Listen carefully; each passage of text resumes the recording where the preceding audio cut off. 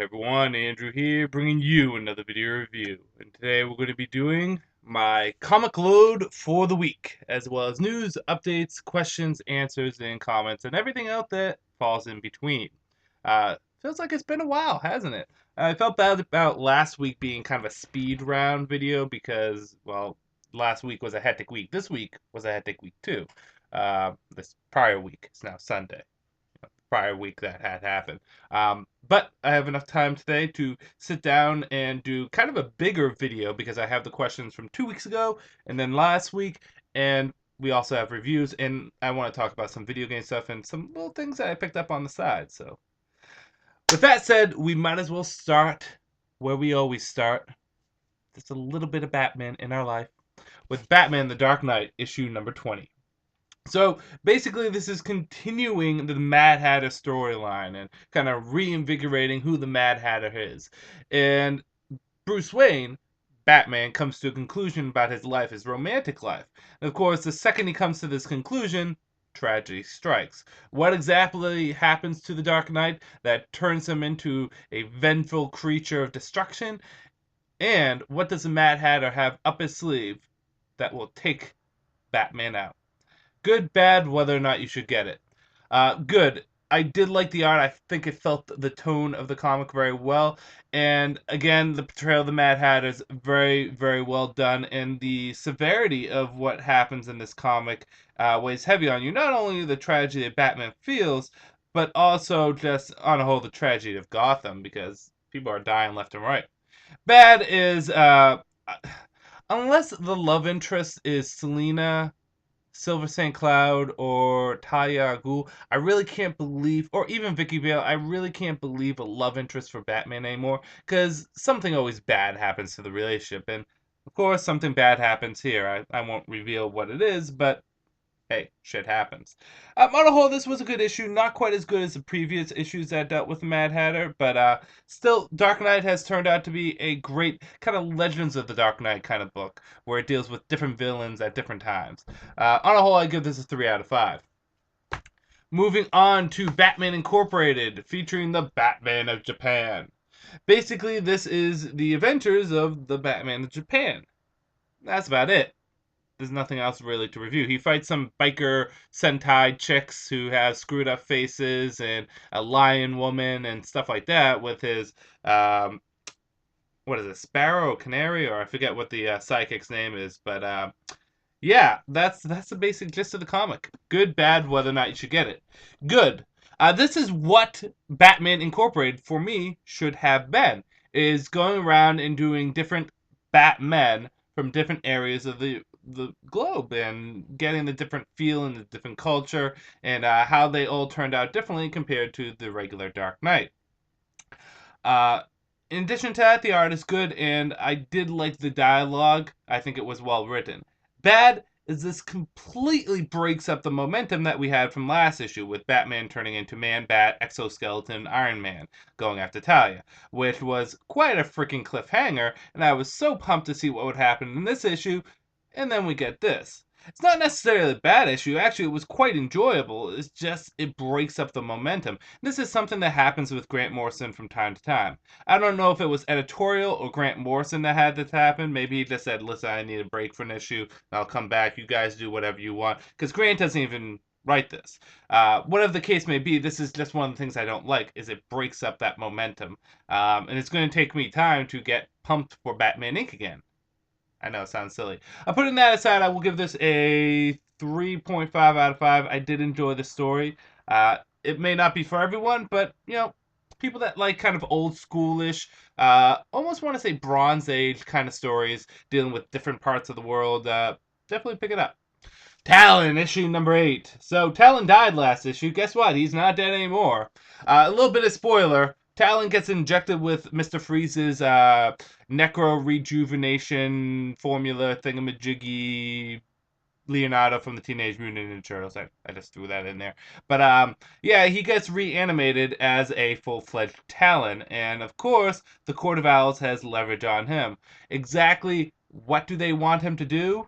And what is Bane's whole part in this have to do with Talon in the Court of Owls? Just gonna have to read and see. Good, bad, whether or not you should get it. Good. What a twist! I think this was a nice twist for the character, a nice twist for the comic. Oh, and it's just a deconstruction of the character and a breakdown that I loved so much. I really do feel the tension in this comic, and I do like how it ties into Birds of Prey. Um, Read last issue of Birds of Prey because it's going to tie into this, which is nice to see some, interweaving. So I did like that. The art is good. It's not quite as good as the previous artist. We do have a different artist on this. It's enjoyable. It's fun. There's nothing wrong with the art. I think the art is very nice. I just really like the feel of the previous artist, and I really wish I knew their names, but unfortunately I don't. But yes, bad? None really. Talon is a stellar comic through and through, 5 out of 5. Time for a little kids comic, and it is a kid comic. I didn't know that. You can tell because every DC Comics this week has had the Superman Unbound thing on the back, which is funny.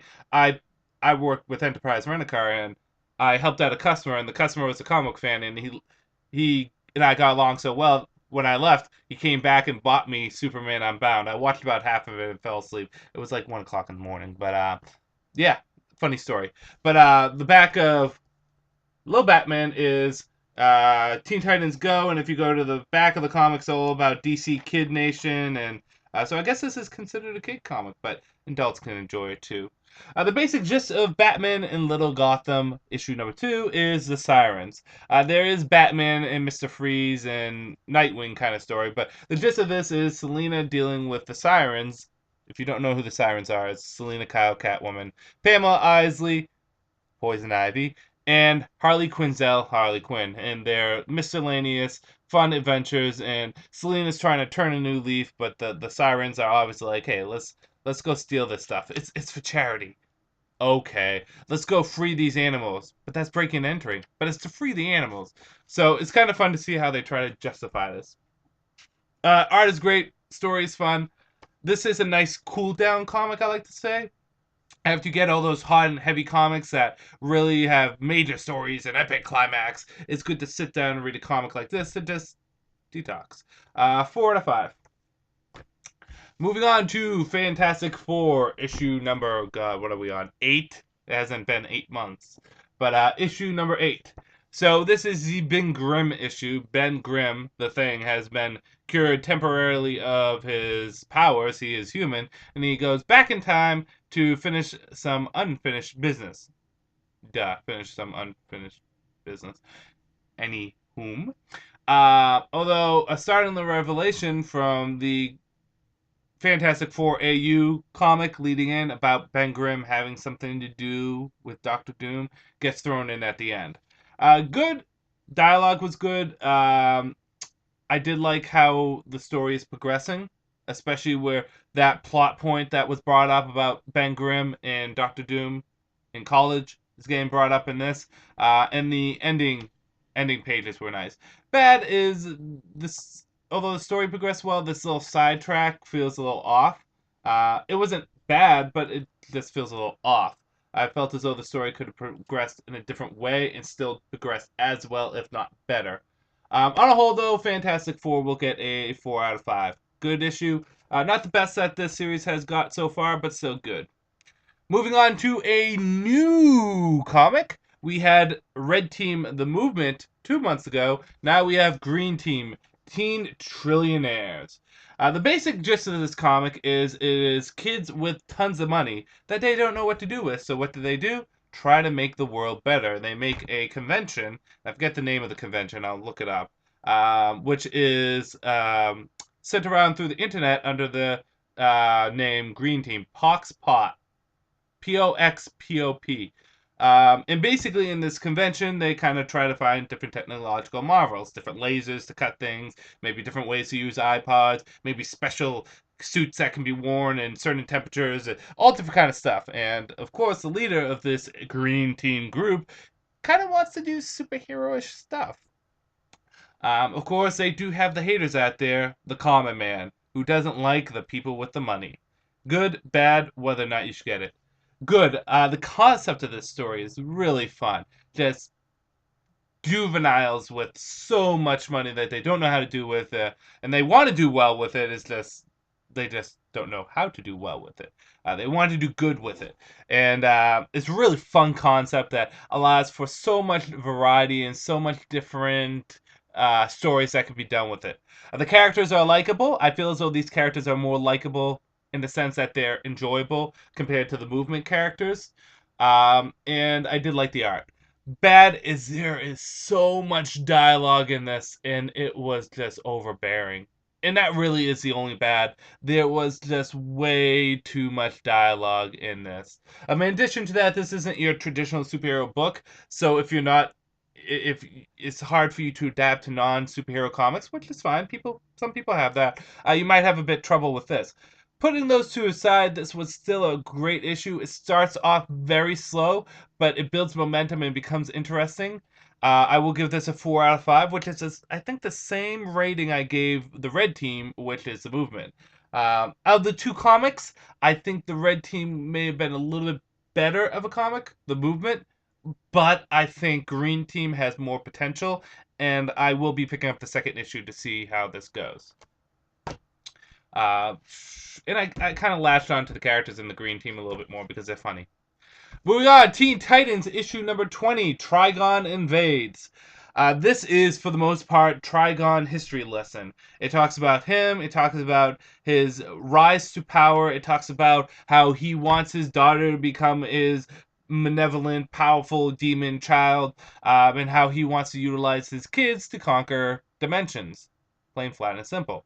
And at the end of this issue, Trigon sends his kids after the Teen Titans.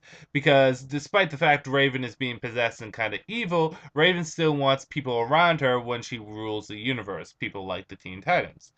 Friends, for lack of a better term. Good, bad, whether or not you should get it.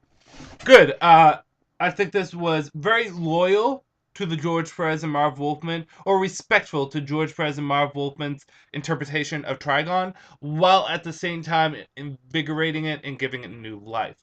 I could very well see this being an old 52, a previous pre-New 52 Trigon origin story that just revamps the character slightly. It's loyal to what Trigon is, but at the same time it brings new life to the character, which is good.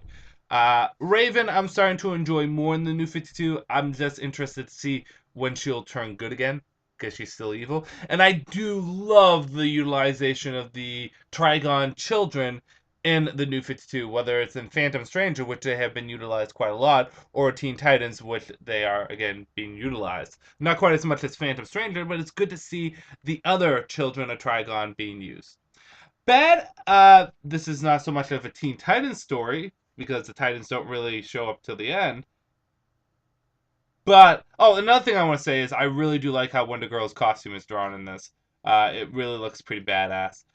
It almost looks a lot like Wonder Woman's. But putting that aside, this issue was really fun. 4.5 out of 5. All-Star Western, issue number 20, featuring Jonah Hex and Booster Gold. It's good to have Booster Gold back in the DCU. And this is exactly what you would think. Booster Gold and Jonah Hex, shenanigans and tomfoolery here and there. Booster still has semi-amnesia. He doesn't remember anything happens before he came into the Western times, with the exception of a few things here and there. But he doesn't remember the Justice League International. He doesn't remember being on normal modern day. He barely remembers being from the far, far future. But the two of them kind of work together to take down an evil gang of criminals, and that's the basic gist of the story. Good, bad, whether or not you should get it. Good. Somehow Jimmy Palmiotti and Justin Gray are able to take Booster Gold, a character that really shouldn't fit in the All-Star Western comic, and make him work. Make him work well. The banter between Jonah Hex and Booster Gold is fantastic. The art is really nice. The story is well told. And I just loved seeing Booster there. Bad, zilch. 5 out of 5. All-Star Western, pick this bad boy up. Justice League Dark, issue number 20. Flash continues to help the Justice League Dark versus Dr. Destiny. And really, that's the basic gist of the issue. The Justice League Dark have to take on their personal fears while Swamp Thing is still being held captive and we have a startling revelation at the end with Madame Xandu. Poor Madame Xandu. She just has bad karma in the DC New 52, which I love because I like Madame Xandu. But that's the basic gist of the story. Them taking their greatest fears and then finally going up against the big bad. Good, bad, whether or not you should get it. Good art was beautiful. Characters were awesome. Flash felt natural in the comic, which he shouldn't, but he does. Very well done. And the revelation at the end was awesome. Bad, none. This is a great comic, Justice League Dark. Really, really fun. I would say it's the second best of the Justice League comics. Justice League still be my favorite, then Justice League Dark, then Justice League of America. But this comic is really great. Pick it up, 5 out of 5. Moving on to Superman issue number 20. It's Superman versus Orion. There's the issue. No, really, it's that. It's just Superman versus Orion, with Wonder Woman kind of popping in and giving her 2 cents. We find out Hector Hammond is behind everything, but exactly how is he behind everything? You're just going to have to see. Good, bad, whether or not you should get it. Good, intense fighting. I love the fact that these guys go toe-to-toe with each other, and it's really fun to see the new god, Orion, go up against the Kryptonian Superman. Really fun fight scene. The art was good. I'd rather have Kenneth Rockford on there, but the art was still good. And I also liked how Wonder Woman was portrayed in this, because Wonder Woman, outside of her comic, hasn't always been portrayed very well. But good portrayal. Bad, the story is wrapped up too quickly in too nice, neat of a bow. I feel as though there's still more that can be done. Maybe there will be more issues dealing with Hector Hammond, but Orion kind of goes upon his way and does his own thing. It does leave off on a cliffhanger involving a person from Clark's past mixed with Hector Hammond. You're probably wondering exactly what does that mean. You'll have to read and see, which should be interesting, and which I think will bring about the Bizarro world. Not to reveal too much. But other than that, this was a good issue. 4 out of 5. I enjoyed it. I particularly liked the fight. Moving on to the big one this week, the 80-page Green Lantern issue number 20. The end of an era. The end of Jeff Johns' run on Green Lantern. It is basically, I can't reveal the story. I'm going to just go into good and bad because it's going to be ridiculous. And a lot of stuff happens in this. Overall, this was a fantastic issue. Jeff Johns takes everything that he's built of Green Lantern up to this point, and I mean everything, throws it in this comic. From the first Lantern to Necron to Ganthid to Sinestro to everything in between, and he ties up all of his loose ends. There's nothing left hanging here. Every single character, every single plot point, every single story that he has done up to this point has been tied up. And everyone gets satisfying endings. My favorite ending being Sinestro's. And then you get a fast forward to the future or possible future endings with the characters, like, not to reveal too much, but like Hal marrying Carol, or Jon Stewart becoming president of the United States, or Guy Gardner being a little asshole, having sex with random women, and Kyle Rayner being Space Jesus and stuff like that. But yeah, this ties up so much loose ends, and like I said, Sinestro's ending was so badass, and it's good to see Hal back in green. It really is. Hal's my favorite character, but from the Green Lanterns, and it's good to see him back in green. Bad, zilch. This has to be by far one of my favorite conclusions to an era of comics. And sorry, I got some of that crusty shit in your eye. You get that when you sleep too much. I will miss Jeff Johns on Green Lantern. Although I do think it's time for him to move on and get some new life in there. There is no denying what he's done for Green Lantern. He's taken for the most part, kind of popular character in Hal Jordan and Sinestro and everyone else, and turned them into incredibly popular characters. And made Green Lantern as popular as it is. It really added so much to the mythology and created so many different comics because of it. This issue was fantastic. 5 out of 5. Pick it up. And I will be happy if they never have Sinestro ever show up again in the DCU after this ending, I would be satisfied with it. I'd be okay with it. Because it was the perfect character ending for Sinestro. Although it's comics, so he'll probably come back at some point, but perfect comic book ending.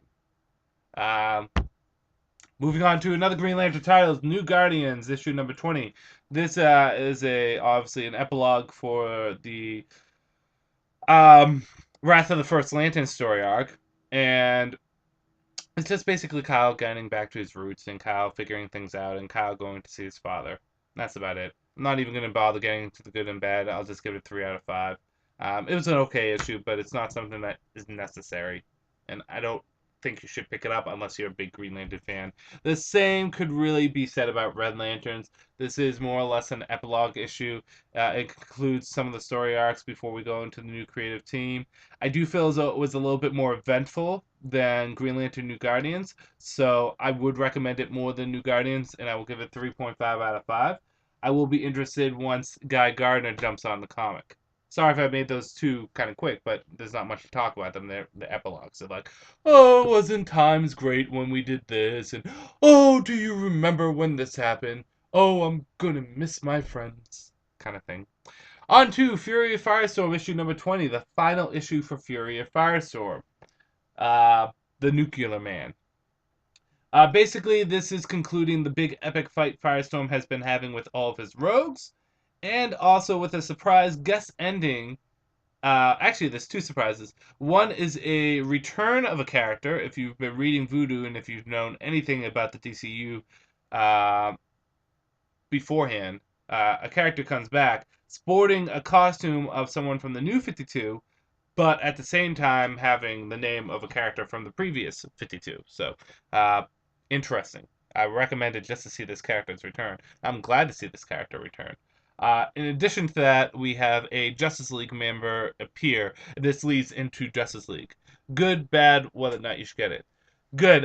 This tied up a lot of the story arcs and loose ends for the character.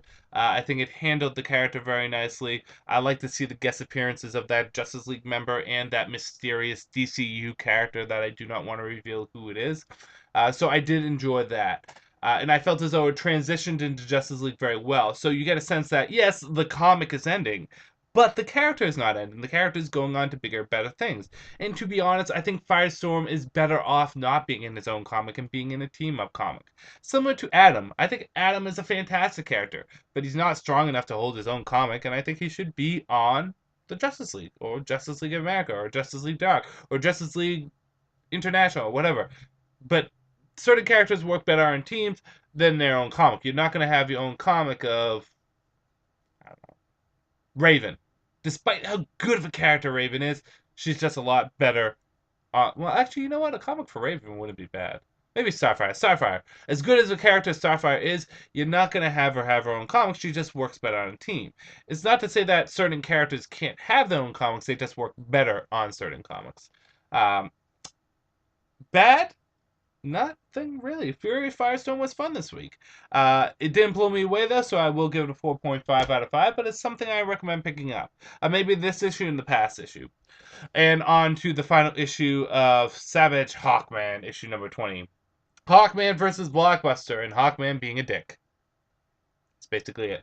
Yeah, it's Hawkman versus Blockbuster, and Hawkman tapping into a new power of his armor. As you can see, it's like a battle mode. I forget what exactly he calls it. And I'll figure it out because I kind of wanna know. But basically, it's just those two going up against each other.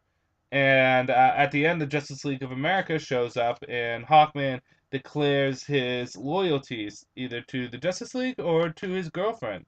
And you might be surprised at who it is. Oh, it's called Full Combat Mode, and it's only temporary. And I can already feel it's receding. Oh, that's dialogue. Yeah, it's called Full Combat Mode. What is it? Partial Combat Mode? The rest of the costume? Good, bad, whether or not you should get it. I enjoyed Blockbuster in this. I felt as though it's kind of funny. We've had like 3 blockbusters in the New 52. We've had 2 in this comic, and then 1 in Hawk and Dove. Interesting. Makes me think maybe Hawk and Dove takes place after this. Who knows? But we do have that. I do like the Full Combat Mode, although it would have been cool if it's called assault mode or something like that. But it's nice to see Hawkman can manipulate the nth metal in different ways. You also see like a regenerative mode too, and the ending is satisfying. Bad is, unlike Fury Firestorm, this doesn't tie up loose ends. This isn't a good send off for the character. This feels like an ending of a version of the character before we go into the new Justice League of America Hawkman. On a whole, I'll give it 3.5 out of 5. Good. Didn't blow me away. Wasn't insulting. It was just good. Moving on to Aquaman, issue number 20. This issue isn't really Aquaman, it is the others. It is kind of an interlude, and it does a good job at being an interlude, too. You see the others get a new team member and kind of have to go up against a really, really bad dude. Don't want to reveal who the dude is, but the dude is a dude, and it's not the dude. The Labotsky. No, they go up against this werewolf guy, but who that werewolf guy is, I don't want to reveal. The reason why we're focusing on the others, and Jeff Johns does a good job at tying this in to the whole First King or Wrath of the First King story.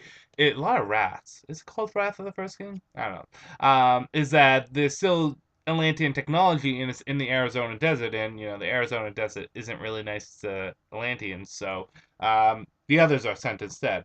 A good, bad, whether or not you should get it. I enjoy the others as characters. I would really actually like a comic of just them.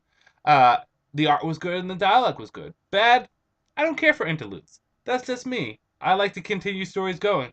I mean, it's handled a lot better than the Batman of Japan for Batman Inc., but still, I don't like interludes. But on a whole, it was fun. I'll give it a 4 out of 5.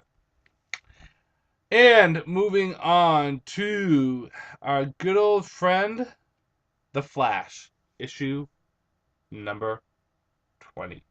Actually, pause for one moment. Sorry about that. Phone was going off, and with me being so busy with stuff, I had to get it. But Flash, basic gist of the issue. So one of Flash's friends is murdered, and Flash needs to figure out who exactly murdered them, how he murdered them, and why they were murdered. In addition to that, Flash gets his new job with the police department, doing cold cases, and his relationship with Patty gets a little bit more serious. However, you never know what could happen when things start to go in reverse, and the reverse Flash starts making his appearances. Good, bad, whether or not you should get it.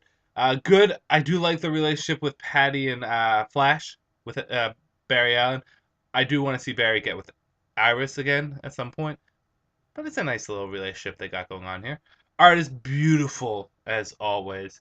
And I feel as though this is a good prelude to Flash versus the Reverse Flash. Bad is not too much happens in this other than Flash trying to figure things out. You don't really see the Reverse Flash at all that much, but it leaves off on quite a cliffhanger. And be ready to see Flash go up against another Flash family member. You'll see. Good, bad, whether or not you should get it. Good. Didn't I just do good, bad, whether or not you should get it? I did. Wow, I'm losing my head. Very little sleep last night. Whether or not you should get it, it's a good comic. I will give it a 4 out of 5. Could have been a little bit more actiony, but still beautiful art, well done story, and a nice cliffhanger. And the final comic of the week is the Justice League of America, Desparo's Revenge. So basically, Despero is on the. Or do people call it Desperos? I call it Despero. Basically, Despero is on the Justice League Watchtower, and is really just fucking up Adam and Firestorm and Elemental Woman. So the new members. And a certain superhero from the Justice League past shows up. Fuck, I'll just reveal it. Martian Manhunter shows up, and the issue suddenly turns gears into Martian Manhunter versus Sparrow. And boy, if they're trying to make Martian Manhunter the most dangerous man in the DC universe, they're doing a fantastic job of it. And then there is a humongous twist at the end that you don't see coming. Good, bad, whether or not you should get it. Good. The twist at the end, although kind of makes me sad, also is really well done, so it makes me happy too. Martian Manhunter was badass in this. In addition to that, at the end, Batman and Superman talk about the Kryptonite ring and talk about all of Batman's contingency plans, and it was really cool because Batman. Wonder Woman kind of goes, "What? Why would you ever have a kryptonite ring for Superman?" And Superman goes, "Because I gave it to him." And Wonder Woman's like, "Oh, really? Weird." But Batman shows he shows what contingency plan he has for Wonder Woman to Superman, which I thought was very interesting contingency plan. And in addition to that, Batman gave a Batman box to Superman, saying, "This is what you are to use against me if I ever go rogue." And Superman opens it, and he goes, "Bruce!" And he goes, "Clark, you must use it." And it's really just nice tension and good storytelling. And I like the fact that they didn't go the angle of super paranoid Batman. It's just Batman having contingency plans. Bad? None. 5 out of 5. This is a great lead into the Trinity War, and I am pumped for the Trinity War. So pick it up. So now it's time to do our top 3 comics of the week or the month, or no, the week. My Andrewcutter picks of the week. I just got to pull out one of them. Um, this week was a pretty easy week to figure out what I wanted as my Andrewcutter picks of the week. Coming in at number 3 would be Justice League Dark. Continuously a great comic, twists and turns, great characters, and Flash was utilized very well. The art was fantastic. I want this series just to continue and continue and continue. Number 2 would be the Justice League. Again, really great story, nice twist at the end. Martian Manhunter was badass, and I really did like the interactions between Superman, Batman, and Wonder Woman. But my number 1 of this week goes to none other than Green Lantern issue number 20. Like I said, it ties up things so well. It was a great issue. Jeff Johns left off on the perfect note. So those are my Andrewcutter picks of the week. Moving on. Let's talk a little bit news and updates. News. The big news, I think, James Robinson is no longer on Earth 2. I was going to do what I am thinking about this, but I don't think I have enough time for it. So I'll just talk about it now. How I feel and who I think should replace James Robinson. Now, I've made it no secret that James Robinson is one of my favorite writers of all time. He's a really good guy, and I enjoy listening to him on the Comic Vine podcast. And what he's done for Earth 2 has been really, really good. He's really taken these characters and given them new voices, new feels. I'm a little shocked that this has happened, and I'm a little confused on this happened. I'm wondering why James Robinson is leaving, because I think he's the perfect fit for the comic. I think he's done a very good job at world building, and that's a very important thing to do. Problem is now that he's leaving, who should take over? A lot of people will say this or that. I think a lot of people jump to Jeff Johns as a candidate or Grant Morrison. I would even see people doing Scott Snyder or something like that. It's kind of tough to pick out who I think should go on and do this Earth 2. And yeah, someone like Jeff Johns would be a very fair and safe guess, but I would like to see. I don't know, to be honest. It's really tough. To be honest, if I had to pick one person, just one person, I would go with Gail Simone. I'd be very interested to see how Gail Simone. Actually, you know what? Gail Simone and Grant Morrison working together would be fun. I know Grant won't because Grant is leaving soon and he's going to do Wonder Woman Earth 1, which I saw the previews for. It looks interesting. We didn't really get to see too much, but still looks interesting. But I think Gail Simone would be pretty good on the comic.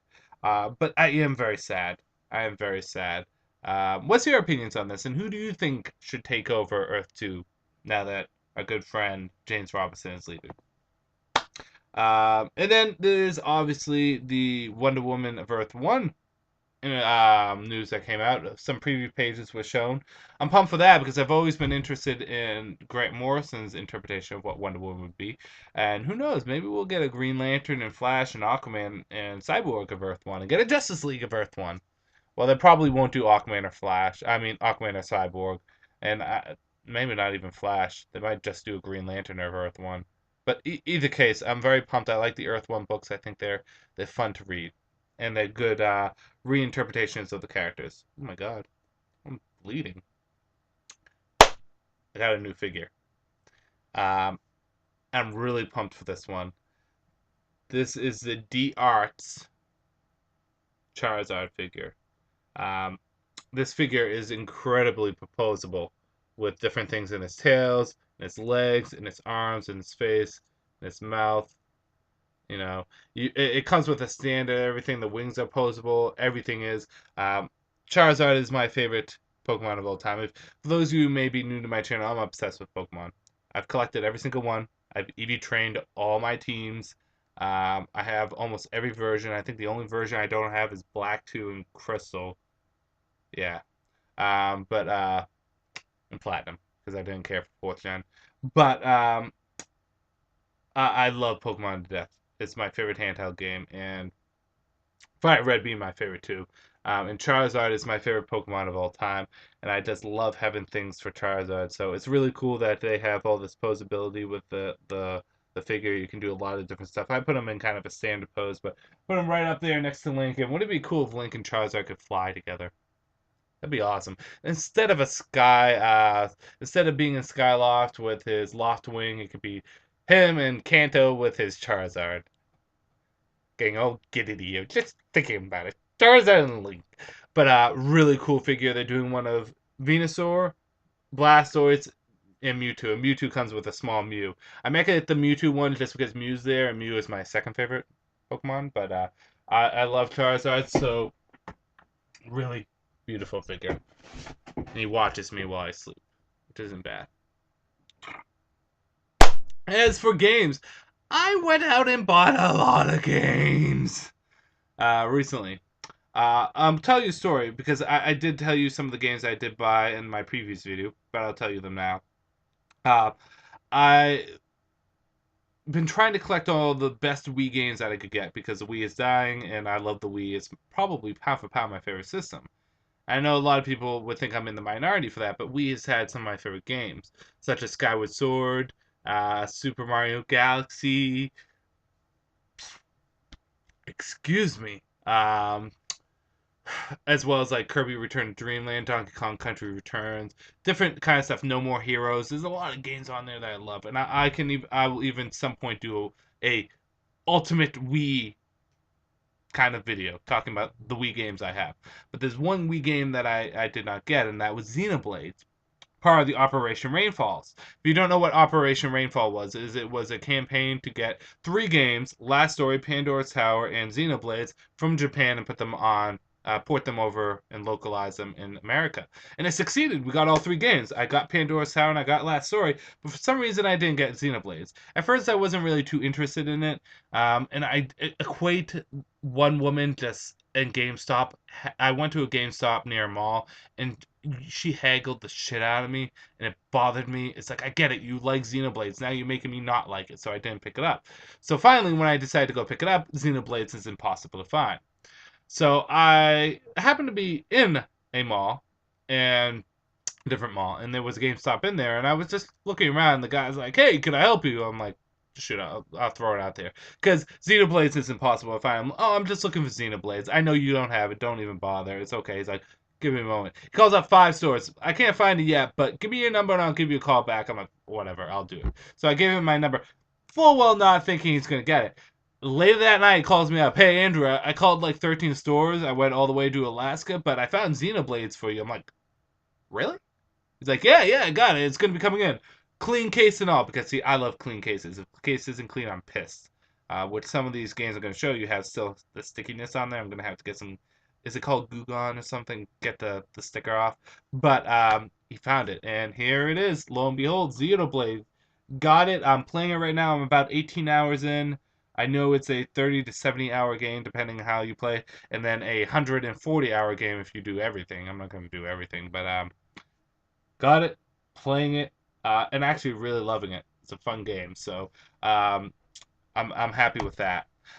In addition to that, I got some collected series. I got I've been watching. If you don't know him, he's in my one of my subscriptions. It's Vash, and I love watching Vash's Let's Play. I don't really like watching Let's Plays, but I like watching his because he's hilarious, and he's fun to watch. And he's been playing Metal Gear Solid, and Metal Gear Solid is one of the 3 video game series I never really got into. That, Final Fantasy, and Kingdom Hearts, but he's made it so enjoyable that I decided to get into it. So I got a Metal Gear Solid Twin Snakes, which is a port of the original Metal Gear Solid, but with updated graphics and third-person shooting. And I got the Metal Gear Solid HD collection, which has Metal Gear Solid 2, Metal Gear Solid, what's it, Peacemaker, and Snake Eater, which is Metal Gear Solid 3. So, should be interesting. In addition to that, by chance, I got the Devil May Cry HD collection. Never played Devil May Cry before, but I got it because it was fairly cheap. And then I also got, which has Devil May Cry 1, 2, and 3. And I also got Devil May Cry 4, which was only $6. So you can't really complain about that. And then I got some Final Week games that I wanted to pick up. One of my favorite game series on the GameCube was the Prince of Persia Sands of Time series. So I decided to pick up Prince of Persia Forgotten Sands for the Wii. I know it's a really not that good of a game. I've heard bad things about it, but I wanted to complete that series, so I got the Sands of Forgotten Sands. And let me tell you something. There is a game series that I love, and the game series is Sonic the Hedgehog. But after Shadow the Hedgehog, I stopped playing Sonic. But recently, I've just kind of wanted to play him again because I love that blue hedgehog. I love Shadow more. He's my favorite. So I picked up a lot of Sonic games. Online, these are all the Sonic games that I haven't played. I played almost every Sonic game except for 7 of them. Yeah. So I have Sonic Adventure DX, which surprisingly I never played, and Sonic 06 coming in the mail, and I know Sonic 06 is bad. You don't have to tell me. I understand. I'm still going to play it. I got those coming in the mail. Then I got Sonic and the Black Knight, Sonic and the Secret Rings, Sonic Unleash. You notice they're mostly all on the Wii's. Sonic Colors, and finally Sonic Generation. So I got a lot of Sonic games here that I'm going to be playing through. And I love Sonic, so I'm going to sit down and play them with my friends. And I'm going to jump right into Sonic after I beat Xenoblades. Xenoblades is really the games that the game I have to beat. And seeing it's Memorial Day weekend, I have some stuff I have to do today. Some unavoidable stuff, but I'm going to do that. And then tomorrow, all I'm doing is Xenoblades. Literally, I'll jack on another 14 hours. I got to beat that game. So I'll do that tomorrow. So yes, that is my video game news. I'm very happy. I have a lot of video games on backlot. I still have to play Mad World and finish Red Steel and Red Steel 2, and we play a little House of the Dead. That game is tough, but it's still fun. But let's get into some questions and answers. So I will be doing 2 weeks ago and last week's question and answers because I did not do it last week, so we'll do it this week. And basically how this works, if you're new to my channel, is that I will sit down and every comment that is made or question made in my videos, my Comic Load videos, I will then respond to, whether it's a question, a comment, anything like that. So Felipe19991, hey Andrew, do you think people are going to buy LaFreeze's book, or do you think it's going to be canceled? Like how great books are getting canceled. Also, what's your opinion on Bronze Tiger and Cheshire in the New 52? Excellent question. I think LaFreeze will do what Red Lanterns will do. Despite how good or bad it is written, and I mean Keith Giffens is going to be on it, so I think it will be well written. But I feel as though it's going to survive just because it's a Green Lantern title.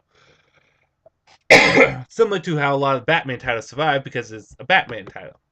I don't think it'll get canceled anytime soon, but you never know. As for Bronze Tiger and Cheshire, I am pumped for Bronze Tiger and Cheshire. Bronze Tiger, I love him. I think he's a great character, and I really do like Cheshire, and they're both going to be in Red Hood and the Outlaws. I'm interested to see why Bronze Tiger is legitimately a tiger and not just a dude in a tiger mask, but I'm open for anything, and let's see how it goes. So I am pumped for it. And the redesigns don't look bad. They don't at all.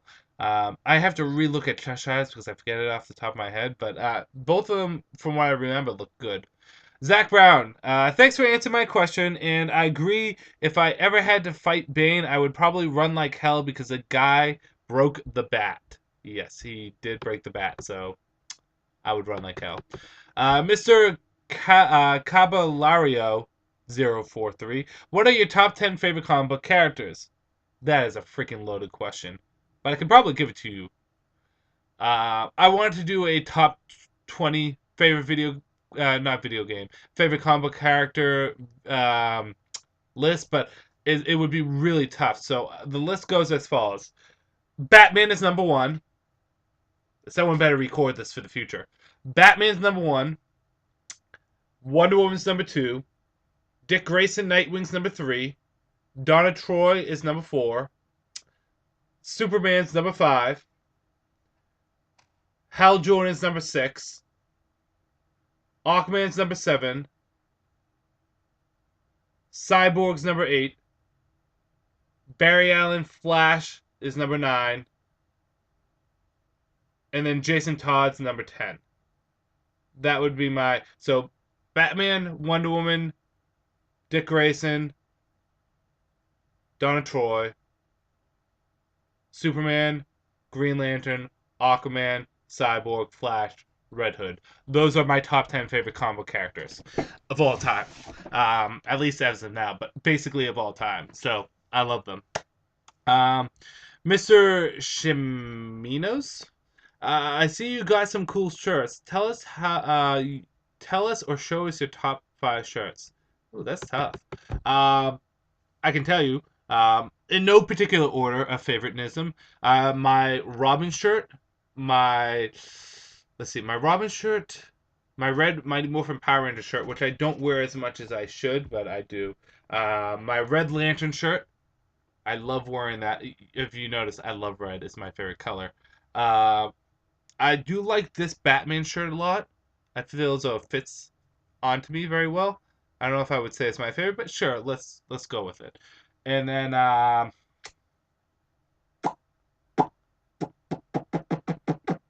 there's one more. I'm trying to think. It is my Booster Gold shirt. There we go. Tim Grayson, great video. Love your videos. I actually was able to meet Jim Lee as well at Free Comic Book Day and got my Justice League #1 signed. LOL. A very down-to-earth guy. You are lucky. I want to meet Jim Lee again. Although I have Batman Hush signed by him, I would love to get my Justice League issue #1 signed by him and my Batman issue #2 variant cover signed by him. Batman Beyond for the win. What's your favorite Batman and Scott Snyder story? Good question. As of right now,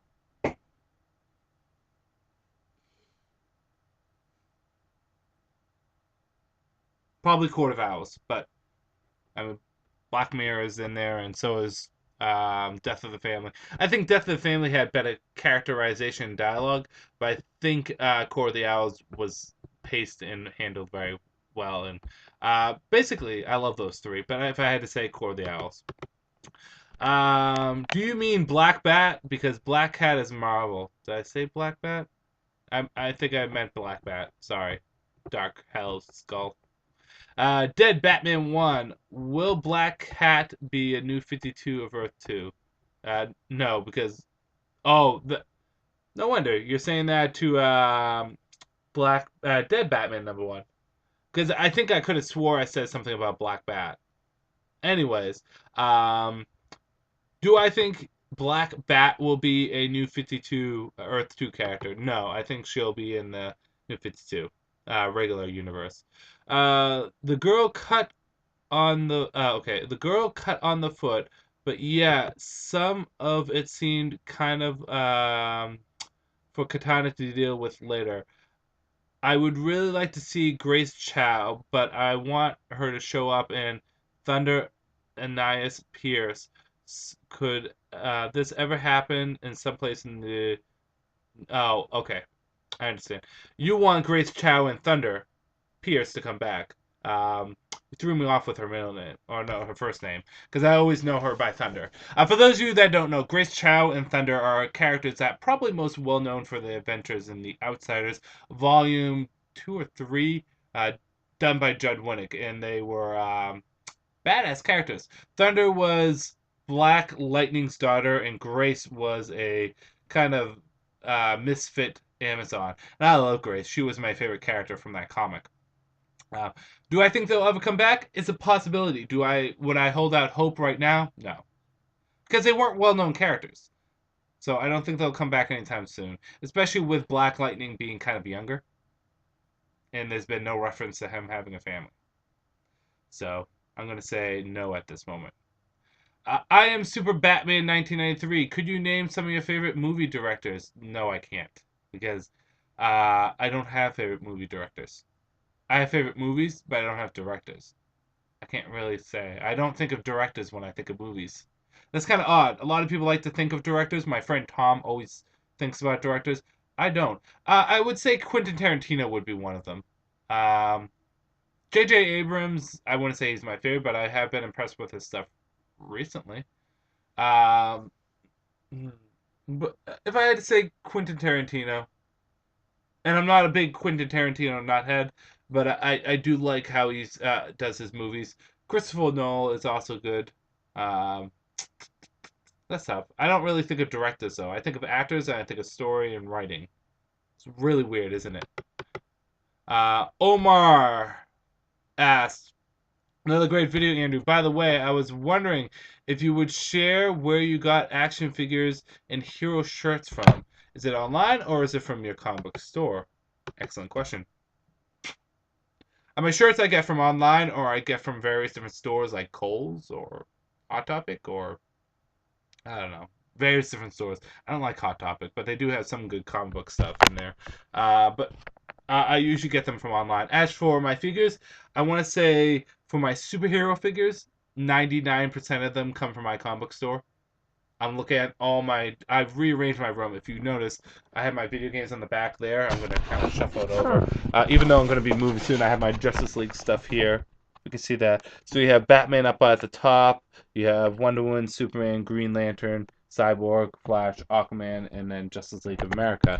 But I'm looking at all my figures, and 99% of them, not 99, 90% of them come from my comic store. 5% of them come from Target and Toys R Us, and the rest of them may come from online. I don't really buy superhero figures online that much, though, because they're not overly that rare, because I usually get them when they come out, so they're not that rare for me. Uh, Here we go. Dead Batman 1 asks, yeah, I meant, oh, you meant Wildcat from Earth 2. Yeah, Wildcat will definitely be on Earth 2. He's already appeared in the background on a poster. Microsoft Man number 5. Batman Nightfall is awesome. Now for a question. Ooh, you really set me up for that. Hey, Andrew, I know you love Nightfall's story arc, and I was wondering if you check out the reprint of Nightfall. There are 3 volumes. All 3 have great covers. They collect Nightfall Part 1, 2, 3, and Night Quest and some of the Batman Prodigal. P.S. I hope you hear your reply in your next comic load video. Oops. Aaron. I have looked at them. I do not own them because I already have Nightfall. I know they collect a lot of stuff, especially Bruce Wayne, crippled Bruce Wayne, going after to save Tim Drake's father and his love interest at the time, the Doctor. They're nice. I definitely would recommend them. They're a full, complete set of Nightfall. I just don't have them. But Nightfall is my favorite Batman story, so get them. Adam Hollander. Andrew, I have 2 questions. 1, when are you going to read American Vampire? It will blow your mind, and as Scott Snyder fan, I think you are, you owe it to him to read it. To answer your question, I have the first issue of American Vampire tucked away in my comic book box. I have 2 boxes. because I buy so many comic books.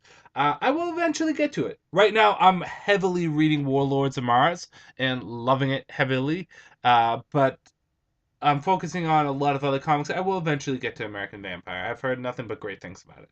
So you have nothing to worry about that. Two, I would definitely recommend you trying to read some Hellboy. I've already tried to read Hellboy. It has great art and storytelling and interesting use of folklore and mythology.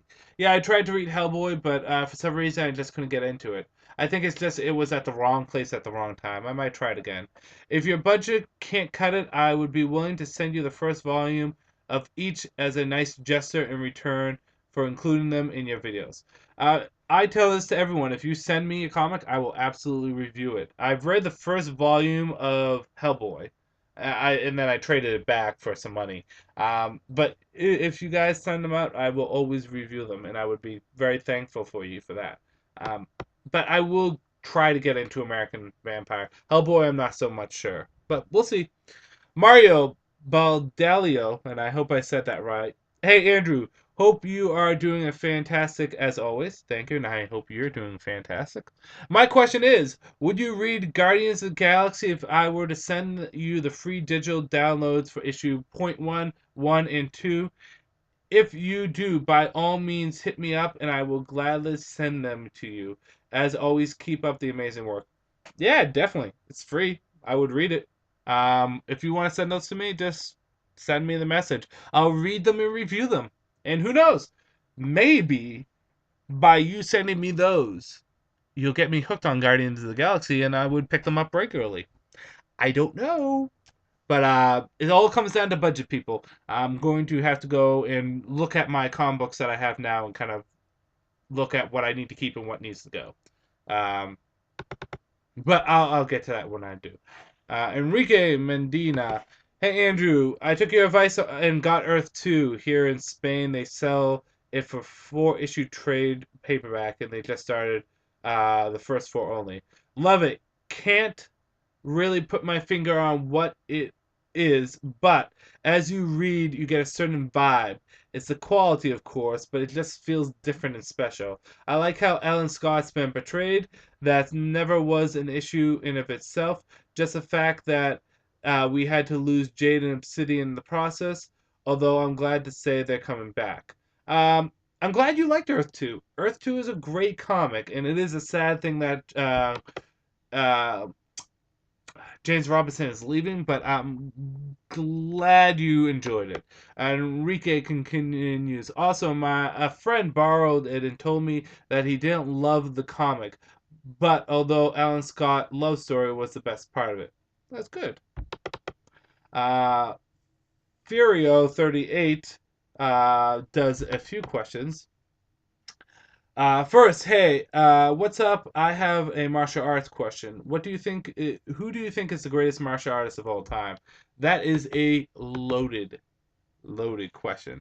There is no such thing as a greatest fighter or a greatest martial artist. The general rule of thumb is no matter how good you are, there is always someone better than you, and that anyone can win any fight on any given day. I can tell you who I think are some of the most influential. I mean, Bruce Lee is definitely someone that gets thrown out there. Um, Bill Superfoot Wallace has always been someone that I've enjoyed. And those two are the two that really pop into mind. And I try to stay away from the movie martial artists. Chuck Norris is a fantastic martial artist, but like Steven Seagal uh, is nowhere as good as he used to be. Jean-Claude Van Damme, I heard, is complete ass, and he got his ass whooped by a black belt, a biker black belt nonetheless. Joe Louis, I've heard nothing but good stuff about. Um, but if I had to pick two, the two that stand out to me is Bill Superfoot Wallace and Bruce Lee. But again, it's that's a loaded question because any martial artist can be a great martial artist. Anyone could be the best, and there's always someone better than you. That's the number one thing you had to think of. But good question. And you consider this artist of all time. My pick is Bruce Lee by miles, and still ahead to today's standards. Bruce Lee, I wanted to say, Bruce Lee is probably one of the most influential and best. But by today's standard, Bruce Lee is still back 30 years. If Bruce Lee fought some of the people of today, I think it would be interesting. But I think he would be at a disadvantage because martial arts has evolved over the years, and it's evolved more so than I think any kind of sport because it constantly changes and grows. When different martial arts came over to the States, we only had one and two. Now we have hundreds of them, and they've all evolved in different ways. So it would be interesting. But I don't think Bruce Lee would as much of an upper hand as you would think he would.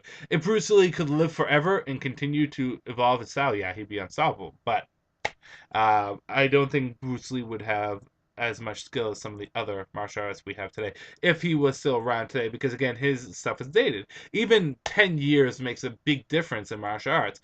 For me, starting karate up to now, the amount of evolution in just my style as compared to other styles that I've cross-trained with, whether it's taekwondo, jiu-jitsu, aikido, just the evolution of it is constantly changing. Everyone puts their own thought and opinion in it, and all different things influence what makes martial arts grow. 10 years from now, karate will be completely different, which is good. It's evolution and change.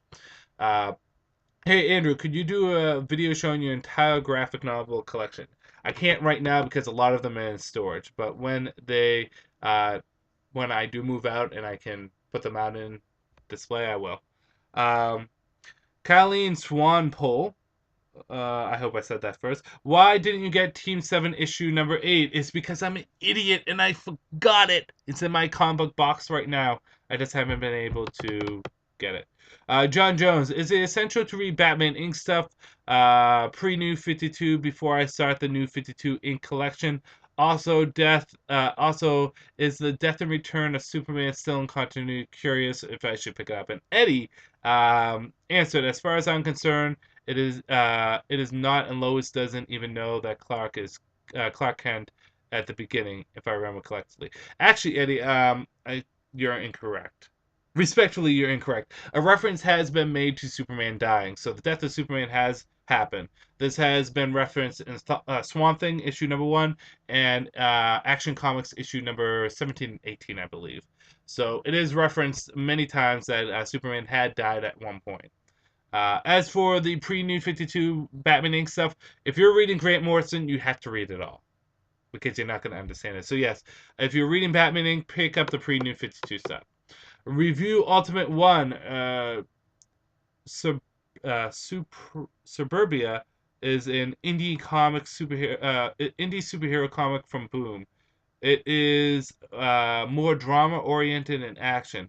It was a mini series which is in trade, but now is an ongoing. If you want to know more about it, check out Grace Randolfo's channel. Think about Thank. Thanks for answering my question every week. No problem, and I will check that out. I'm always open to new comics, so we'll see what goes down. Oscar Ortega. Andrew, do you believe Injustice Gods Among Us can be a greatest hit or game of the year, or do you think it will? Yeah, it will definitely be. I won't even finish this question, but yes, you're welcome for reading it. Because you said thanks for reading it at the end. I will. It is undoubtedly it's going to be a game of the year game because all the DLC is going to be put on it, and then you get the game of the year DLC stuff. A great game. Nick Lenz throws 2 questions at me. I think 2. Hey Andrew, I have 3 questions for me. First, do you think Nightfall should be adapted in an anime film? No. Yes and no. Yes, because I think I would enjoy watching it. No, because there's just so much happening on there that I don't know if it would translate well. Second, do you know about the upcoming annuals for Earth 2, Catwoman, Batman, The Dark Knight, Red Hood, and the Outlaws? Oh yes, it's already been added to my pull list. They are going to be reviewed. Third, what do you think of Emperor Penguin?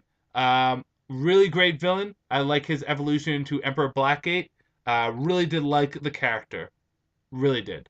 Nick Lenz, 2 other things. First, what I mean by the series of movies are like 3 per chapter, a long running story arc for Nightfall. Second, do you know the new Batman of Earth 2 and Deathstroke of Green Team titles? First of all, is if they did multiple videos, it could work. One video, it wouldn't. Yes, I did know about the new Batman of Earth 2, and I did know that Deathstroke was going to be on Green Team. He's making an appearance in issue 2, so that should be interesting.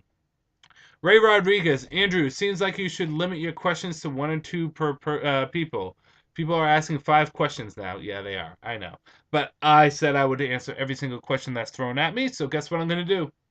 I'm going to answer every single question that's thrown at me. Enrique Mendia, regarding your question about gay parenting, I have a couple of gay friends. We talked and they told me that they wouldn't be able.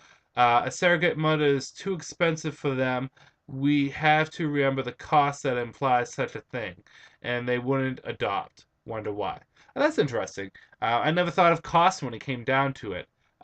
If you could, Enrique, ask them if they did have the money, if they would do a surrogate mother, and then ask them if they would adopt, why they won't adopt. Uh, but that's interesting because that was a question I posed earlier in regarding to Alan Scott. I asked some of my friends, and I have 2 gay friends, uh, one of which really doesn't want to have kids, so he doesn't really care. The other one said that if anything, they would adopt. Radio Clash 81. I think the best Batman series ever was Legend of the Dark Knight run back in the 90s. Did you pick up the title back then? And what are your thoughts of the series now? Legend of the Dark Knight was a fantastic series, having great stories in it that I love, like Prey and Shaman and Venom. And Prey, Shaman, Venom, and what else?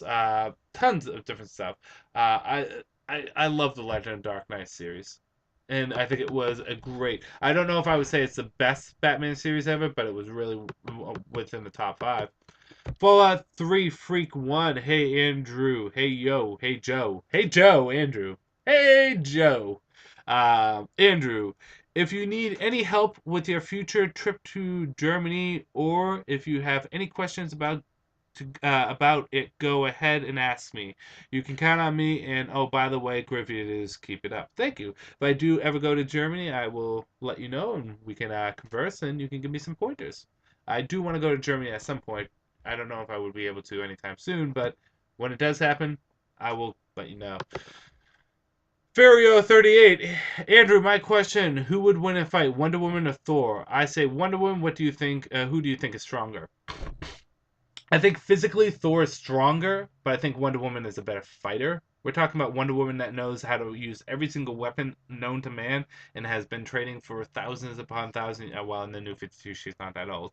I would still say Wonder Woman. I think Wonder Woman is a smarter fighter than Thor. Despite the fact that he is physically stronger, I would say she's a smarter fighter. Sun Wukong 666. Well, in regards to Martian Manhunter's telepathy against Cyborg, Cyborg is connected to the net, meaning his entire consciousness is made boundless. So I think he'd probably be the best shield for telepathy. That's a good thing. I never thought of that. Excellent thought. Hmm.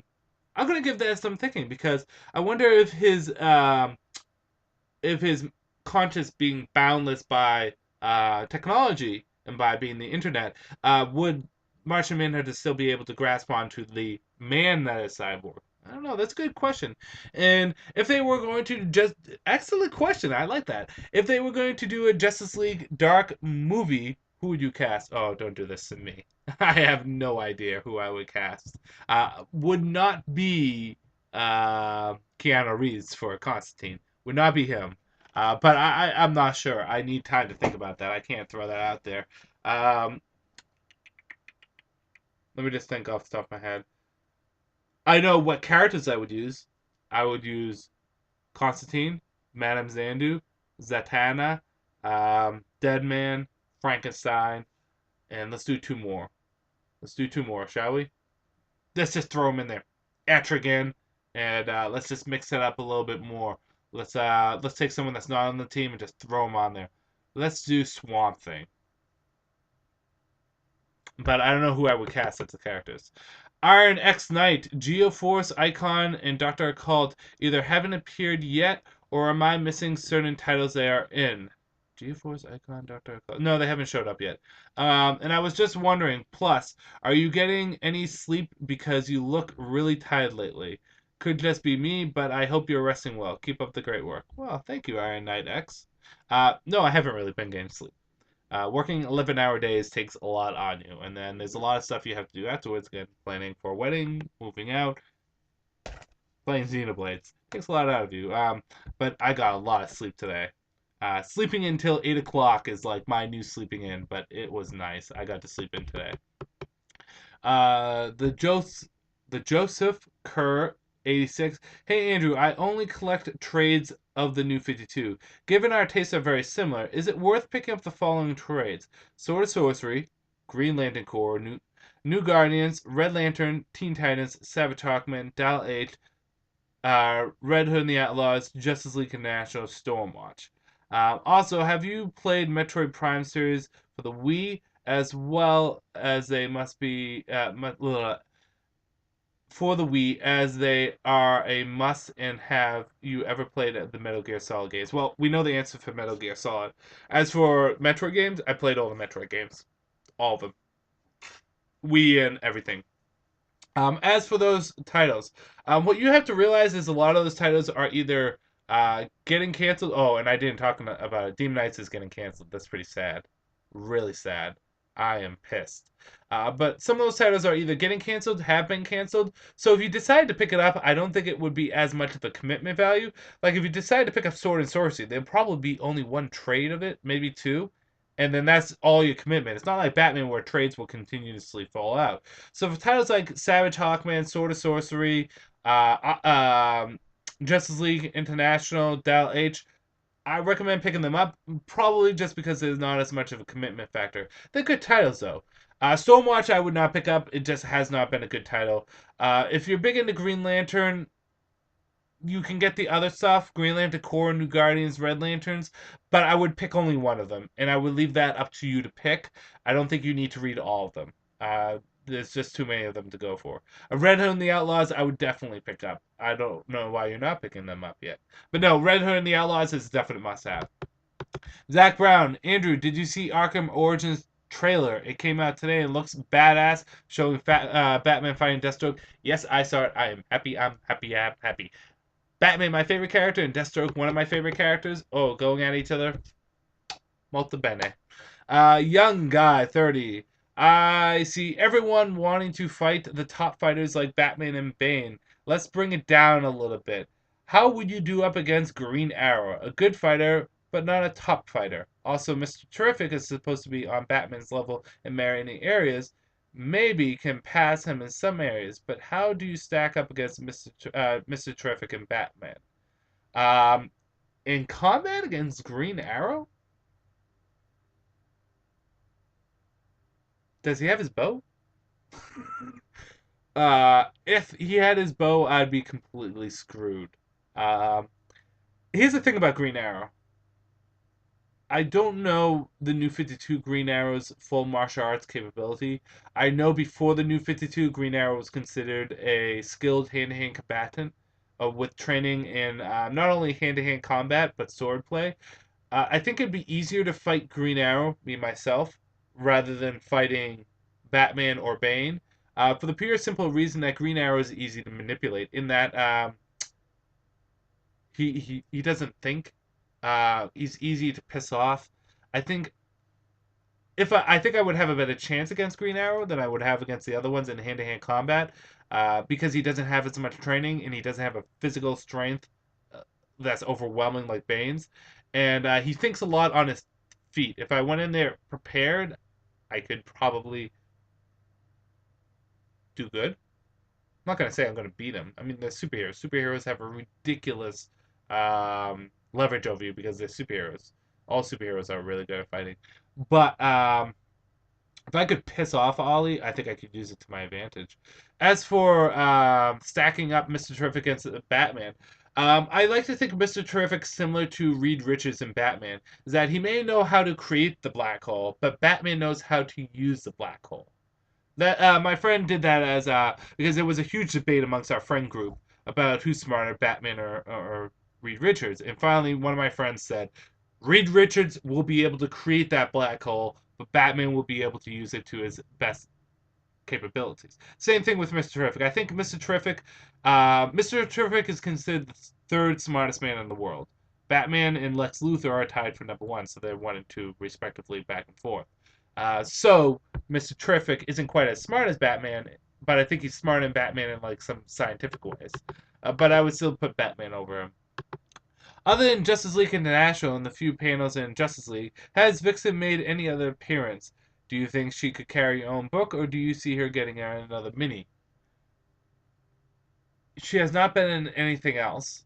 I would love Vixen to have her own book, but I don't think it would last. So I think a mini is the safer thing to do. But I think it's only Justice League and Justice League International she showed up in. Question, Andrew. What do you think of Grant Morrison? Do you think he's a better writer than Scott Snyder, or do you think he is overrated?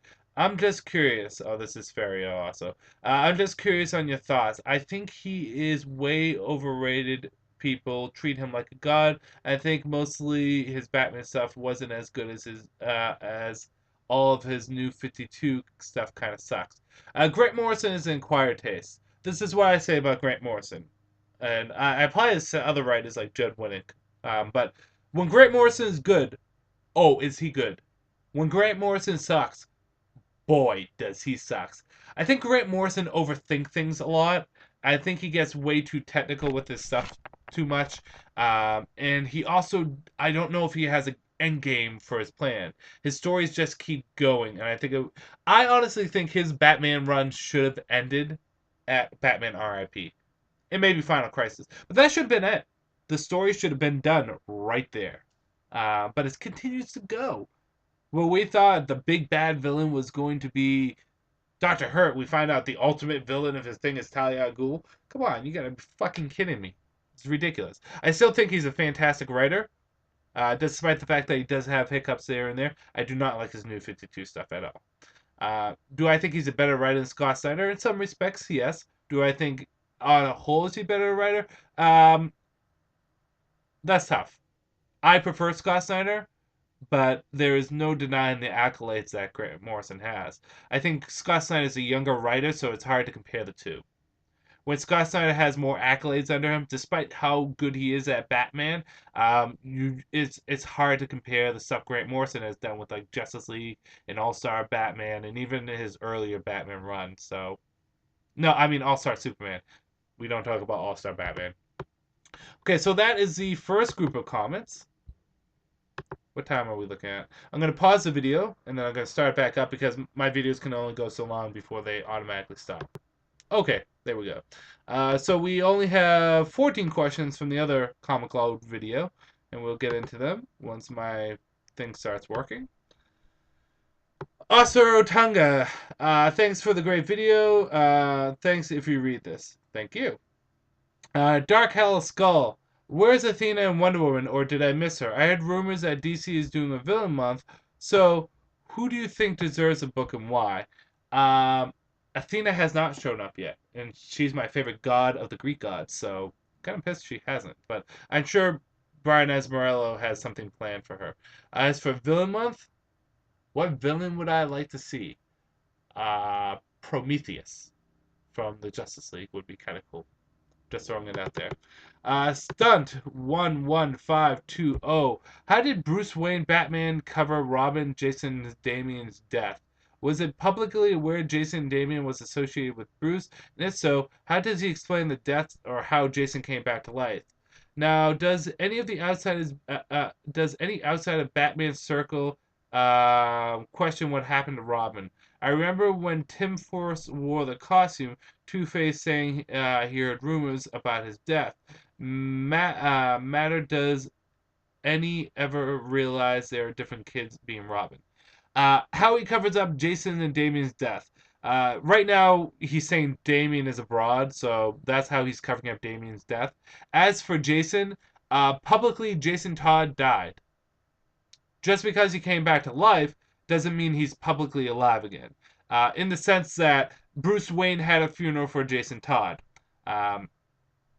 Everyone saw it. Everyone knew that his ward, his adopted son, Jason Todd, died. But since Jason Todd has returned, it's not public knowledge Jason Todd is alive. So he does not, by all intensive purposes, to the public eye, Jason Todd's still dead. Um, was the public aware of Jason and Damian's association with Bruce Wayne? Yes. And if so, how does he explain the death? Already said that. Now, does any outside of Batman's circle question what happened to Robin? I think everyone knows within the Batman community, villain and hero alike, that Robin was killed by Joker. Jason Todd was killed by Joker. Everyone knows it. It was big news. It happened. As for Damian, I'm not sure. In the superhero community, I think it's well known also that Robin died, the second one. So I hope that answers your question. I do think people realize there's different kind of Robins. Nick Lenz, hi Andrew, 3 questions for you. First, did you know Legion of Superheroes is getting canceled after issue number 23? Yes, along with Demon Knights and Dial H. I don't care though because I don't read Legion of Superheroes, but I might pick it up because it's only going to have 23 issues, so it's not a huge commitment factor. Second, what should be done about the White Rabbit story? Should it be finished up in some other series besides Dark Knight, or should it be left in limbo? I would like to be finished up, but it's not that big of a story, so I think it's going to be left in limbo. But I personally would like it to be finished up because you guys remember how interested I was in it, especially the fact she had purple eyes. Who has purple eyes? Third, should there be a new 52 version of Starman, Wildcat, Hourman, and Dr. Midnight? Yep, all of them should be on Earth 2. Plain, flat, and simple. Focus the damn camera, lol. That's because I had grease on the camera. I'm sorry about that. Rat, Ron, Mundo. Enrique, Andrew, did you know about the new Scribblenauts DC video game? It's called Scribblenauts Unmasked, and it's going to feature 2,000 characters. Yes, I do, and I'm going to buy the shit out of that game. I like the development of Corey and this was Sir B.C. Sir B. Clark. I like the development of Corey and Dick in Red Hood. I'm really keen to find out what happened. I'm still a little pissed at people who hate the new 52 version from issue number 1. Yeah, I think people didn't give it enough chance. Starfire is pretty diesel right now. Not perfect, but she's diesel. I'm interested to know what happened between her and Dick too. Andrew, is Vibe still Puerto Rican? Has he been mentioned in the comics? I think Vibe is still considered Puerto Rican. They haven't changed that. Review Ultimate 1. Are you pumped for Year Zero and Arkham Origins? What are some of your favorite Batman stories? Yes, I am pumped for Year Zero, and I am pumped for Arkham Origins. What are some of my favorite Batman stories? Real quickly, I'm going to name a couple of them. Batman Nightfall, Heart of Hush, Year One, Long Halloween. There you go, there's some. Radio Clash 81. On the subject John Carter, I really enjoyed the movie as well. However, you really need to read the original books, 11 in all. Old-fashioned Pulp Avengers doesn't get any better. And once you start with the first book, you want to read them all. So much fun. I think I might read the books at some point. I'm enjoying the comics right now, and I love the comics. I'm only missing issue number 16 and 20, so I have to pick those up. Ben's Comics. Andrew, have you been following? I have been following you for more than 2 years now, and I would like to make a suggestion on your channel. I really enjoy your videos more when they were shorter and had much less content, like your trade reviews. Since now you're reviewing every single issue, I think you should only talk about the best comics every week, and just say how many stars you give the bad comics. For example, if Nightwing and Batgirl are the best comics this week, you should talk about them, but the rest not. That's an interesting suggestion. I'm trying to do more trade reviews. I have 3 trade reviews I'm getting set to do. It's just been time, and I would like to do those shorter videos for those of you that like those shorter videos. But until things kind of pan out a little bit differently, I'm going to have to stick to this. Thank you for your suggestion. I will take it under consideration, and I will see what I can do. We'll see what happens. But as of right now, I think I personally, and I don't want to sound selfish, but in regards to my schedule and what I have to do, I feel personally comfortable with how the videos are right now. Levy Sweeney, have you considered reviewing the Gotham Central trades, if I've read them? I have never read Gotham Central. I know everyone says it's fantastic. I just haven't had a chance to pick them up. Jesse M. If Phil? To my knowledge, he currently works in comic book store. Oh, Oscar Otunga, this is a response to Omar Z. I no longer work at the comic store though. I quit 2 weeks ago. Not quit. I tentatively left. I said I would still help him out at big like Comic Cons if he needed him. But I just don't have the time in my schedule. Omar's 13Z. Hey Andrew, have you ever worked at a comic store? Oh, there we go. Uh, I come to your channel for accurate and fair reviews because I can't trust comic book store employees nowadays. I find it weird to hear in LA there aren't many comic book store employees that know about comics. Yeah, I did work in a comic book store for about a year, comically speaking. Um, I stopped working there tentatively because I just don't have the time for it. But I'm glad that you come to me for your information and that you can trust me. I try to be as fair and knowledgeable as I can with my reviews. As with comic book store um, employees, I would say only 30% of them really know what they're talking about when it comes down to comic books. And I know this because I worked in a comic book store and have gone to multiple comic book stores. A lot of them just don't know what they're talking about. Uh, and I think the big thing is a lot of people are overly opinionated in comic book stores. You have to kind of remove yourself from it. For example, I don't care for Marvel. I read a few Marvel titles here and there. If a person comes into my store, and this has happened multiple times, and wants to read comics but wants to read Marvel, as much as I would love to steer them to DC, I will give them my an open, honest, non-biased opinion review of Marvel and say these are the titles that are popular. These are the titles that I think are good reading. These are the ones that you should try, but if you don't like, stop after an issue or so.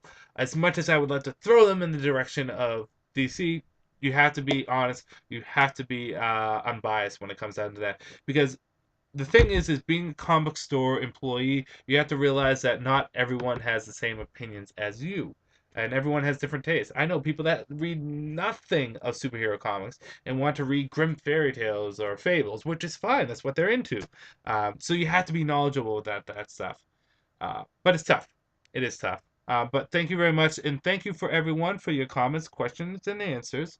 Um, Big video this week. I'm going to stop this video here, but as always, you can ask your questions and leave your comments, and as always, I will answer them and and respond to them because we are comic book brothers and sisters here. We must be talkative with each other and open with each other and no matter what. So thank you very much to everyone, and I will be trying to post up more videos. I'll actually, you know what, I'm going to do a quick thing for you guys right now. Do a vote. I got 3 comics Batman wise that I'm going to review, and I'm going to review one of them tomorrow. You guys vote now which one you want. Do you want it to be Batman Detective Volume 2? Do you want to be Batman and Robin issue number 4, White Knight versus Dark Knight? Or do you want it to be Batman Dark Knight Golden Dawn? You guys can pick which comic it is, and I will review it tomorrow. And I will tally the votes as of today by 12 o'clock, something along that lines. Okay? So I will end this video here. This is Andrew saying peace out for now.